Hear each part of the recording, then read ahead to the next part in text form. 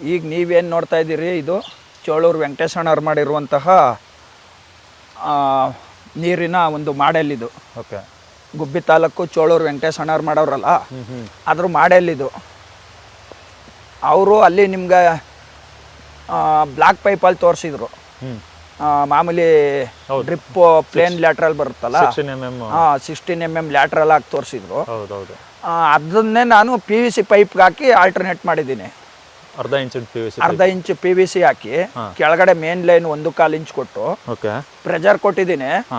ಈಗ ಅಲ್ಲಿ ಅಣ್ಣರು ಏನು ಹೇಳ್ತಾರೆ ಅಂದ್ರೆ, ಸಾಲಿನ ಸಾಲು 30 ಅಡಿ, ಜಟ್ಟಿಂದ ಜಟ್ಟಿಗೆ 12 ಅಡಿ ಅಂತ ಹೇಳ್ತಾರೆ. ಓಕೆ ಇದೆ.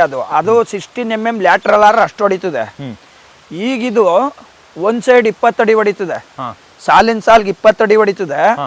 ಎಡ್ಡಿದ್ದ ಎಡ್ಗೆ 15ರಿಂದ 16 ಅಡಿ ತಗೊಳುತ್ತೆ. ನೀವು ಅಂತರ ಏನು ಕೊಟ್ಟಿದ್ದೀರಾ?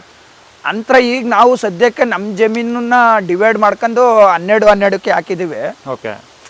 ಈಗ ಏನಾಗಿದೆ ಅಂತ ಹೇಳಿದ್ರೆ, ಇದು ಒಂದ್ ಸೈಡ್ 15 ಅಡಿ ತಕತ್ತದ. ಈಗ 15 ಅಡಿ 7ರಿಂದ 8 ಅಡಿ ತಕತ್ತದೆ ಒಂದ್ ಸೈಡ್.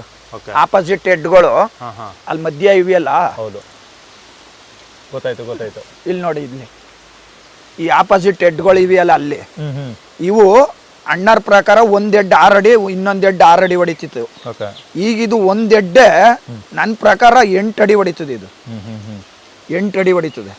ಇದು 8 ಅಡಿ ಹೊಡಿತದೆ ಅಂದ್ರೆ ಅಲ್ಲಿಗೆ ಈಗ 12 ಅಡಿ ಇದ್ದದನ್ನ ನಾವು 15ರಿಂದ 16 ಅಡಿಗೆ ಹಾಕಬಹುದು. ಆಗ ನಮ್ಗೆ ಪಾಯಿಂಟ್ಗಳ ಸಂಖ್ಯೆ ಕಮ್ಮಿ ಬರ್ತದೆ. ಏನೀಗ ನಿಮ್ಗೆ ಅಲ್ಲಿ ಅವ್ರು ಹೇಳಿರೋದಕ್ಕಿಂತ 2 ಅಡಿ ಜಾಸ್ತಿ ಹೊಡಿಯುತ್ತೆ ಅನ್ನಕ್ಕೆ ನಿಮ್ಗೆ ಅರ್ಧ ಇಂಚ್ ಪೈಪ್ ಕೊಟ್ಟಿರೋದೇ ಕಾರಣ.